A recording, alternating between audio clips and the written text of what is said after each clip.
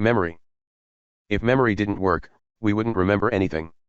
But sometimes our memories are not well stored, and are not actual record of our experience but rather interpretations of what actually happened. Types of memory. Bottom up, an actual record of what we experience. Top down, our knowledge interprets what's out there in the world. Sensory memory - short-term memory - long-term memory. Sensory memory. Much is sensed, but attention selects only a little to be remembered. Short-term memory. You're limited to only remember around 5 to 7 chunks of information. Background knowledge defines the chunks you remember. But it can make you misremember things. Background knowledge lets you escape the bounds of limited short-term memory, but at the cost of substituting the actual experience you have.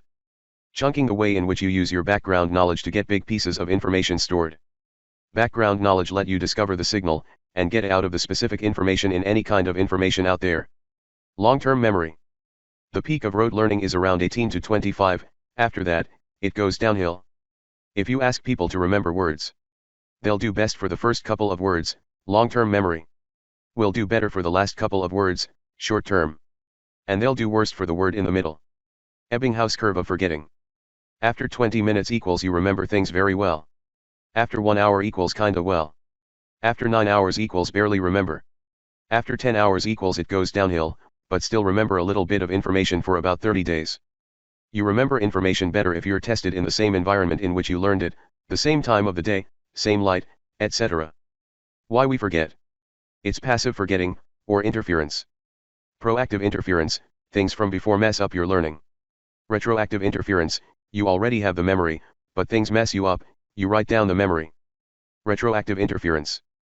If you study before you go to sleep, there's no retroactive interference, because you're not learning anything else, so when you wake up, nothing has messed up your memory from when you just went to sleep. If you study in the morning, then you have the rest of the rest day, you do other things, and all those new experiences can mess up the memory you acquired in the morning. There's a lot of evidence that sleep is a period that fixes memories from the prior day.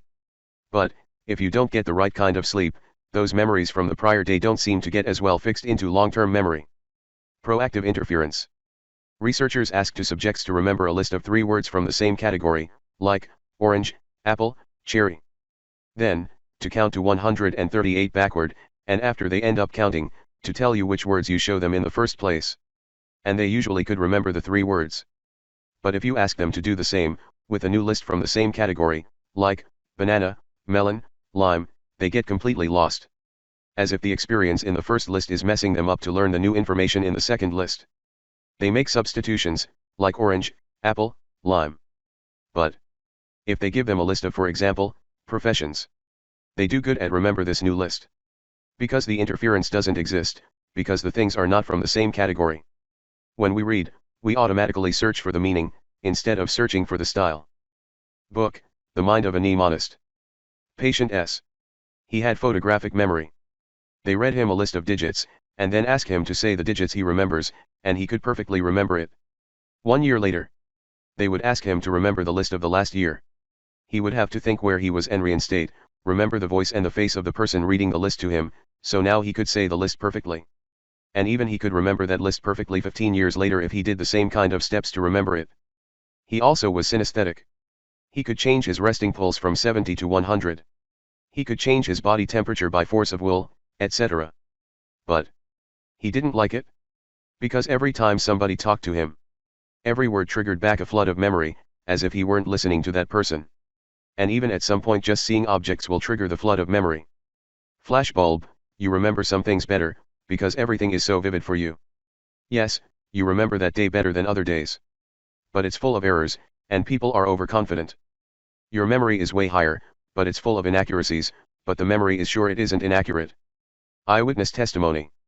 The researcher shows slides to subjects, about a car that turns an intersection and hits a person. There was a yield sign.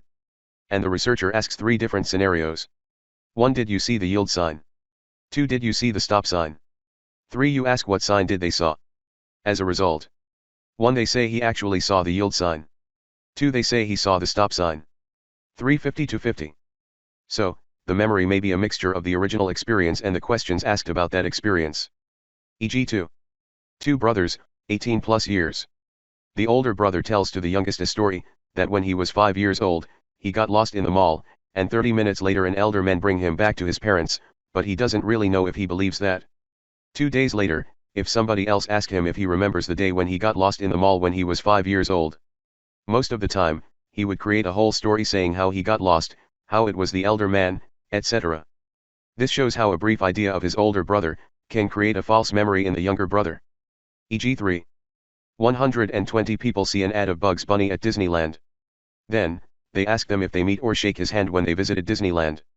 Where 1 out of 3 people say they saw Bugs Bunny. But Bugs Bunny doesn't belong to the franchise of Disneyland. E.g. 4. 80,000 trials per year rely mainly on eyewitness testimony. Of 1,000 wrong convictions, about half involved eyewitness errors. Because the trials occur weeks later after the event. When there's a lot of discussion, interviews, etc., that might change the way you remember the actual experience. E.g. 5. A woman raped in her home.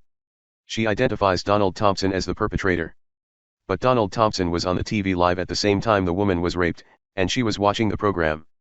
E.g. 6. People who after seeing a psychologist claim that they had recovered a repressed memory.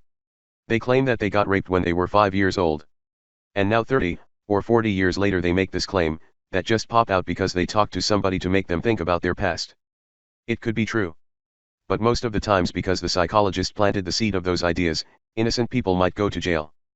And it's incredibly hard to have direct evidence about who's telling the truth, that are so far from when the crime might have occurred, because it's been repressed, or not, for decades.